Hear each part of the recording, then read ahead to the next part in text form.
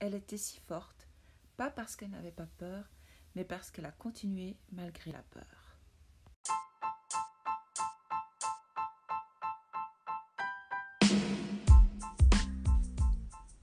Découvrez la force qui vous habite. Comment consciemment créer une nouvelle version de soi en devenant consciente de tout ce qui s'opère en vous et autour de vous. Abonnez-vous au podcast Votre pouvoir invisible où je partage mon savoir et mon expérience sur le pouvoir des pensées, l'esprit conscient et subconscient, la guérison de l'âme, la médecine énergétique, l'intuition et l'aromathérapie. Il est temps de commencer à vous servir de votre pouvoir et de prendre conscience de toutes vos possibilités. Je vous parle des pensées de l'inquiétude. Mais d'où viennent ces pensées d'inquiétude ? Eh bien, elles viennent directement de nos peurs. Ce sujet est très important parce que ça révèle vraiment plein de choses en nous. Donc, où que vous soyez, quoi que vous fassiez, d'une façon ou d'une autre, vous êtes dans un mode de peur, que ce soit conscient ou inconscient.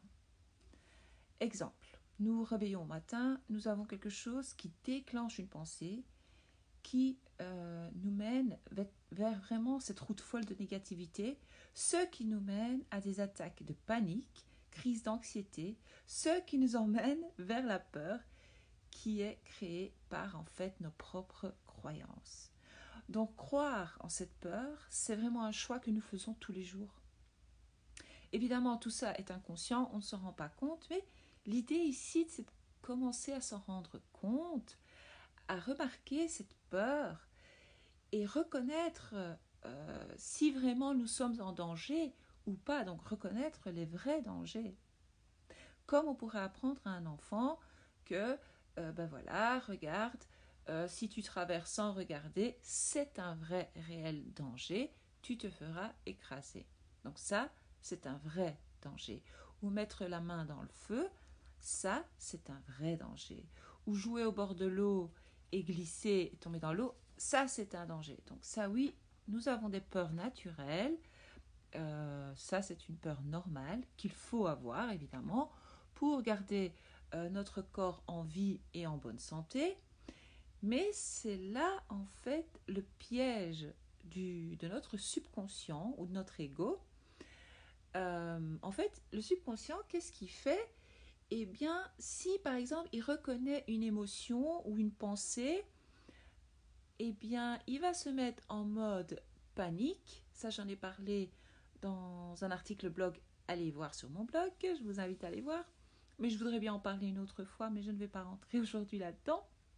Et donc, qu'est-ce qui va se passer ? L'inconscient, le subconscient, il va commencer à se dire, attends, là, je reconnais cette émotion-là, c'est danger, alerte rouge, danger, faites attention. Mais en fait, oui, peut-être que quand, avec la mentalité ou la maturité, je vais dire, d'un enfant, ou au moment où nous avons eu ce trauma ou cette émotion qui nous a fait mal, à ce moment-là, le subconscient enregistre cette émotion et dit « Ah, ça fait mal, donc c'est dangereux ». Mais au fur et à mesure qu'on avance dans la vie, cette croyance-là ne nous sert absolument plus à rien puisque nous ne sommes plus en danger. Et il faut vraiment aller chercher cette émotion, trouver d'où vient cette peur, pourquoi cette peur. Et donc voilà, j'en ai parlé aussi dans mon blog d'hier. Donc c'est que là, en fait, que les cycles de pensée négatives reviennent encore et encore. Ça devient une habitude, c'est normal. Donc c'est comme, qu'est-ce que vous pouvez faire ? Moi hier, j'ai conseillé donc dans mon article, je vais vous le reconseiller aujourd'hui, c'est de prévoir un moment dans votre journée ou dans votre semaine, on va dire dans la journée, parce que imaginez que toute la journée, vous ressassez ça inconsciemment dans votre tête et même consciemment. Ce qui fait monter le stress en vous, ce qui vous fait monter cette anxiété, c'est comme ça qu'on a des crises d'angoisse, c'est comme ça qu'on se sent mal, et puis qu'on devient nerveux, et puis qu'on s'énerve pour un rien, le ton monte vite. Voilà, tout part de cette peur. Maintenant, à vous de trouver votre peur, ce qui vous fait peur. et de l'accepter. Moi, ce que j'aime bien faire aussi, c'est en rire. En rire tout simplement. Puis je me dis, mais enfin, c'est bête, ça c'est vraiment bête. Donc maintenant, l'adulte que je suis reconnaît qu'à l'heure actuelle, je ne suis plus en danger pour ci ou cela. Et j'arrive à gérer, donc reconnaître l'émotion qui crée cette peur. En fait, c'est tout un travail sur soi. Apprendre à observer notre peur, se poser les bonnes questions, comprendre d'où vient cette peur, la travailler, s'en libérer. Ça, c'est génial. Donc, notre travail est vraiment de se détacher de ce pouvoir qu'a la peur sur nous. Donc, c'est vraiment la meilleure des thérapies, c'est vraiment le rire. Moi, j'aime rire. Par exemple, je vais sonner à ma soeur, je vais dire mais tu te rends compte Donc, je m'en rends compte, je prends note, je dis tiens, j'ai peur de ça, mais c'est pas logique. Tu te rends compte, cette peur-là, c'est un peu bête, quoi, en fait, je me rends compte. Et puis, on en rit. Parce que là, vous coincez l'ego et vous dites au subconscient, mais non, écoute, ça ne me sert plus à rien, je n'avance plus avec tout ça. Bon, je vais vous donner un exemple de peur, donc vous pouvez noter. Certaines personnes ont peur d'être seules, certaines personnes ont peur de perdre leur emploi, certaines personnes ont peur de ne pas s'en sortir financièrement, certaines personnes ont peur de ne pas réussir à perdre du poids, tout simplement. Peur de l'abandon aussi, peur de ne pas être aimé, peur de ceci, peur de cela. Maintenant, à vous d'identifier cette peur et de la noter. Donc, c'est un petit exercice que je vous donne. Donc, vous notez cette peur quelque part sur une feuille, tout simplement, et commencez à la remarquer, à l'identifier, et toutes les raisons pour lesquelles ces peurs ne sont plus vraies, ne vous servent plus à rien à l'heure actuelle. Et comment vous pouvez en rire. Parce que la thérapie du rire, c'est génial. Euh, Moi, j'aime beaucoup rire un peu de moi-même, comme on dit. Ça marche vraiment bien. Au début, vous allez vous dire, mais pourquoi je devrais rire de moi? Mais franchement, essayez et vous allez être étonné. Je vais vous donner un autre exemple. Si votre peur, donc, c'est de perdre votre place au travail. Ben voilà, vous allez analyser et vous allez vous dire, il n'y a aucun signe qui pourrait me faire croire que je vais perdre mon travail. Donc ça, c'est positif. Je suis en sécurité quand même au travail. Oui. Je fais bien mon travail. Oui. Vous voyez, voilà, vous vous posez la question à vous et vous parlez avec vous-même en fait. Il ne faut pas avoir peur de parler avec soi-même, c'est pas parce qu'on parle avec soi-même qu'on est fou. Il faut se poser les bonnes questions, c'est comme ça qu'on arrive à guérir émotionnellement et aller de l'avant. Et ne plus avoir ces soucis qui n'arrêtent pas de tourner ça devient un cycle infernal dans la tête. Puis après vous dites, mais je fais bien mon travail, oui. Tiens, l'entreprise pour laquelle je travaille n'est pas en faillite. Non, ok. Donc tout va bien. Donc vraiment commencer à avoir toutes les raisons pour lesquelles ce n'est vraiment pas logique d'avoir cette peur. C'est à nous et à vous de réorganiser vos pensées, changer le script mental qui crée en vous cette anxiété qui n'est vraiment plus nécessaire et qui vous tire vers le bas finalement, qui va pas, voilà. Donc ouais, la peur c'est vraiment un sentiment qui est créé par le subconscient pour rester dans le connu, d'accord? C'est-à-dire que quand vous restez dans le connu, vous restez dans vos émotions, le subconscient se sent en sécurité, il reconnaît cet état.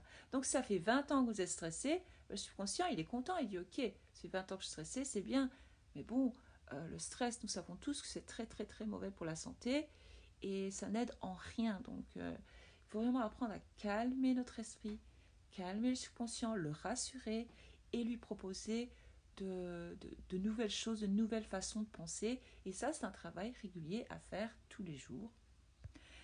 Donc l'inconnu fait peur, en fait. Pourquoi? L'inconnu fait peur parce que c'est un renouveau. Donc le subconscient il dit pim, pim, alerte rouge, je ne suis pas en sécurité, il se passe quelque chose, je ne veux pas faire ça. C'est comme si quand vous voulez instaurer une nouvelle habitude, vous dites voilà, maintenant je décide de manger 5 légumes par jour, par exemple. Ou je décide de manger tel fruit 2 fois par jour. Eh bien, votre ego, il va essayer de vous éviter de faire ça. Même si c'est pour votre bien, même si il n'a pas l'habitude que vous preniez soin de vous.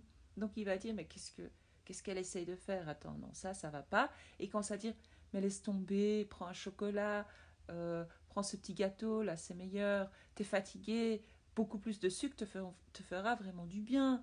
Qu'est-ce que l'ego peut nous dire d'autre? Mais non, laisse tomber, les fruits, tu vas avoir faim dans 20 minutes. Enfin, plein d'idées fausses, en fait,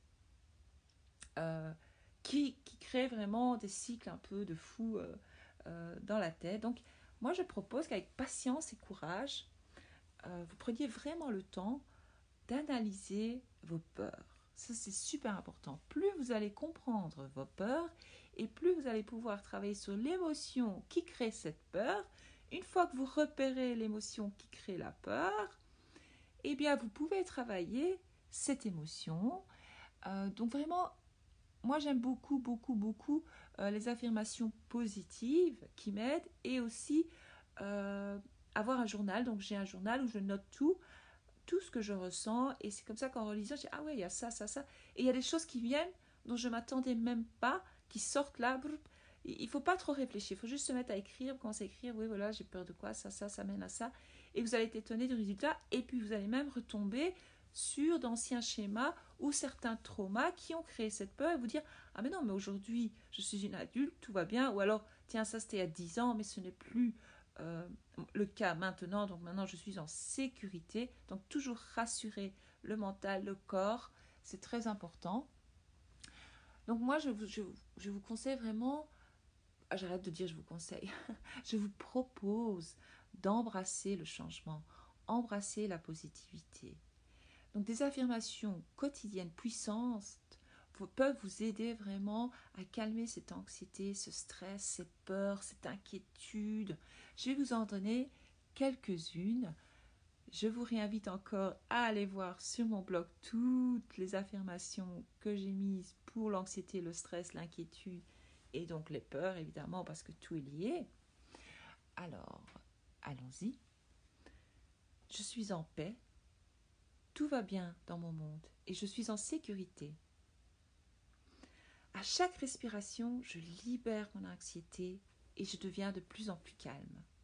Je regarde vers le futur avec espoir et bonheur. La vie est merveilleuse.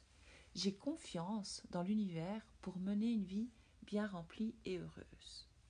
Si vous êtes non-croyant, eh bien vous dites j'ai confiance en la vie pour mener une vie bien remplie et heureuse. Si vous êtes croyant, vous dites j'ai confiance en Dieu. Enfin bref, vous avez compris.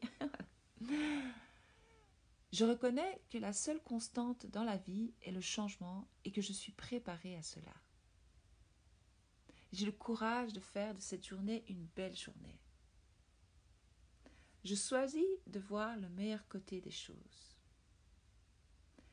Je fais une différence positive pour quelqu'un aujourd'hui et pour moi-même. Ça, c'est très important. Voilà le genre d'affirmation que vous pouvez répéter quand vous en avez besoin. Vous pouvez évidemment accompagner toutes ces affirmations et ce travail intérieur profond avec des plantes, des choses de la nature, de Mère Nature, que Mère Nature nous a donné, les huiles essentielles. Aider l'esprit à se calmer avec des extraits précieux issus de plantes, les huiles essentielles. Personnellement, les huiles essentielles m'apportent le soutien et peuvent vous apporter le soutien grâce notamment à leurs propriétés olfactives puissantes. Certaines huiles agissent sur le système nerveux central. Elles possèdent des effets calmants, sédatifs, contre l'angoisse et l'anxiété. On les respire, on les diffuse, on les emploie en massage, dans l'eau, du bain, ouais moi j'en mets dans le bain, ou encore en créant un spa à la maison. Parce que le chemin vers la guérison émotionnelle est le chemin vers la libération. Le bien-être et le bonheur, parfois ça peut vraiment sembler difficile et loin de vous.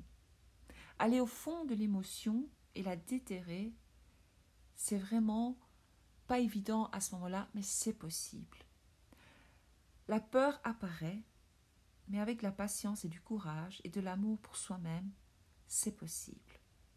Aujourd'hui, je vous parle d'un mélange rassurant qui s'appelle Peace. Cette huile essentielle, donc seulement un mélange, est un rappel positif que vous ne devez pas être parfaite. Donc ce qui est bien, c'est de l'apprendre, vous ralentissez, vous respirez, vous vous reconnectez à vous-même. Utilisez Peace pour raviver les sentiments de calme, de réconfort lorsque les sentiments anxieux apparaissent.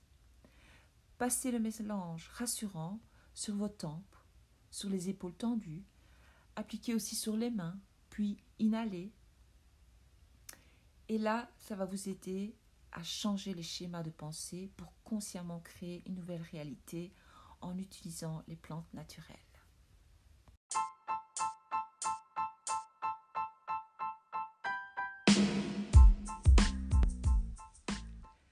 Voilà, l'épisode d'aujourd'hui sur la peur est terminé. Si vous avez aimé cet épisode, je vous invite à le partager avec une amie ou une connaissance à qui cela pourrait vraiment servir. Pour recevoir ma méthode de respiration magique et ma méthode simple de méditation et plein d'autres news et de conseils gratuits, je vous invite à vous abonner sur mon site web à ma newsletter. Les liens sont ci-dessous. Si vous avez des questions sur les produits holistiques que je propose, donc les huiles essentielles, vous pouvez me joindre sur Instagram, je mettrai le lien ci-dessous, ou là-bas je mets plein d'infos sur les huiles essentielles. Vous pouvez me joindre par message et aussi via mon mail qui est holistiqueval@gmail.com. Si vous avez d'autres questions, je me ferai un plaisir d'y répondre. Vous pouvez là aussi m'envoyer un mail. Ça me fait toujours plaisir. Je voudrais remercier toutes les personnes d'ailleurs qui m'envoient des mails pour me remercier pour mes posts et qui me posent des questions à qui je réponds évidemment avec plaisir. Voilà, belle et douce journée.